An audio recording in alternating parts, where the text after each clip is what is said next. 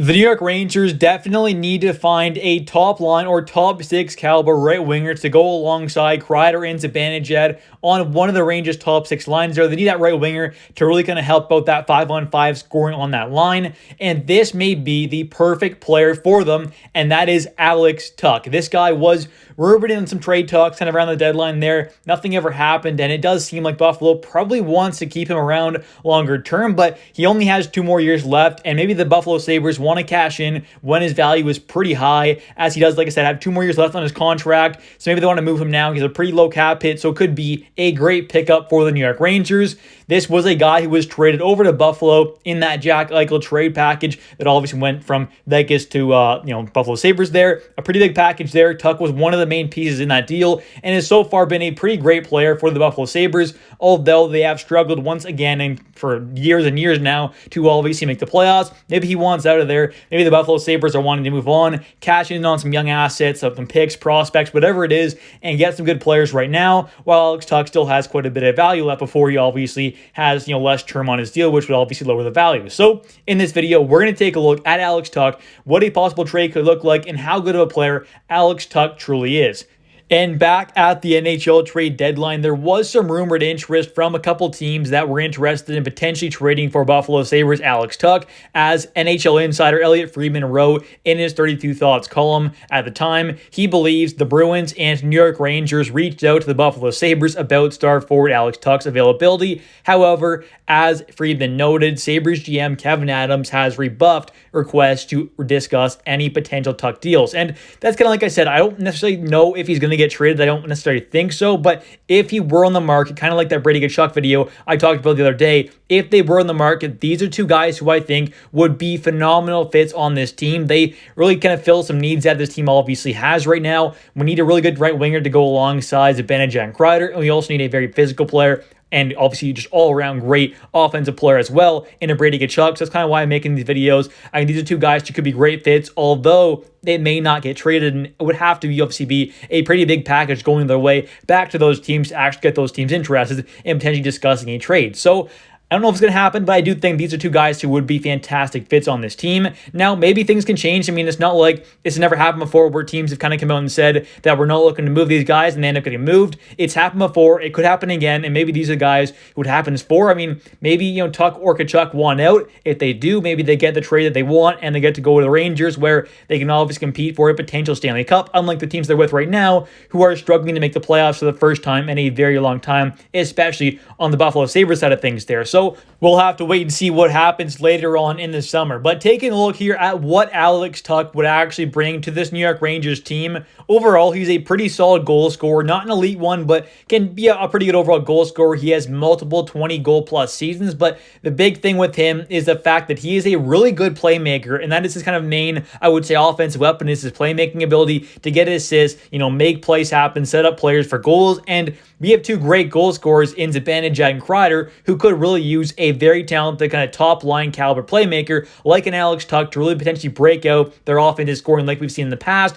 but really get the job done at 5-on-5, which has been a bit of an issue for both these guys at moments throughout this past season and in the past as well. So that's why I think Alex Tuch, if he were on the market, would be a perfect fit for Zibanejad and Kreider. Also, last season, he only had 11 points on the power play, which is great to see because we know we kind of have our power play set, and the next guy up could possibly be Alexis Lafreniere. Now, maybe obviously if Tuch came in, maybe he get a shot there, but either way, only 11 points in the power play. He ended up having a total of 47 points.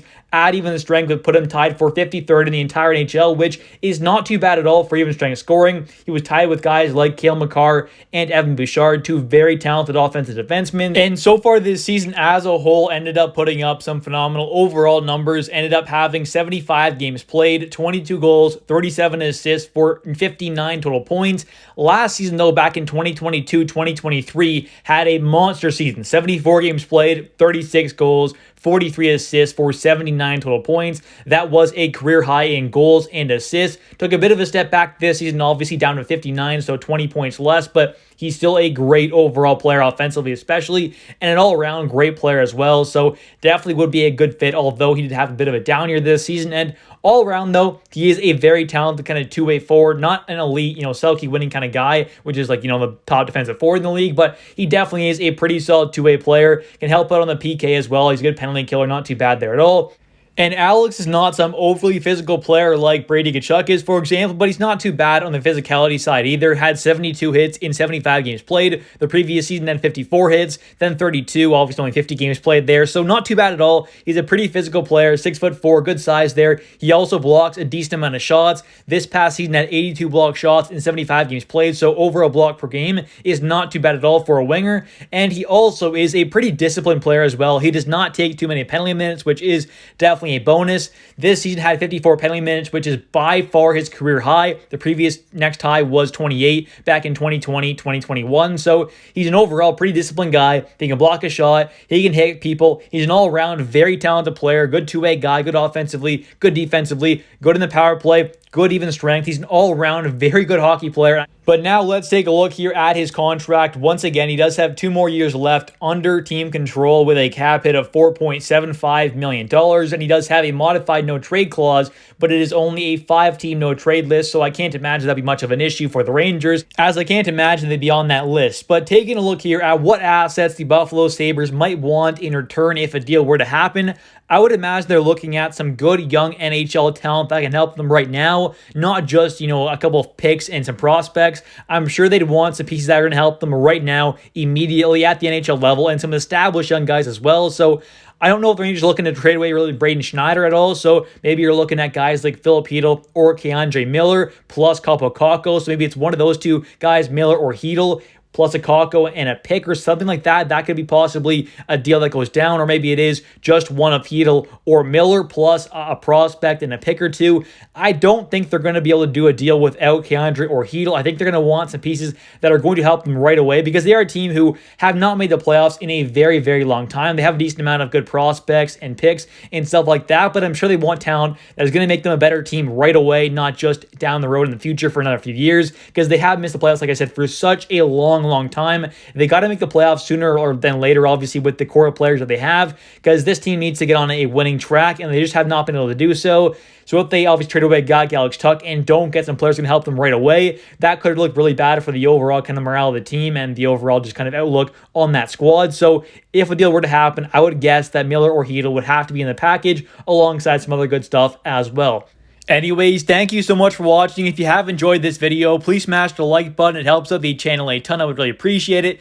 Definitely comment down below your thoughts. Would you want to see the Rangers trade for Alex Tuch? And what would the package be, or what would the players be that you'd be willing to give up to the Buffalo Sabres for Alex? And also don't forget to subscribe for daily New York Rangers content. Thanks for watching. I'll catch you next one. Bye.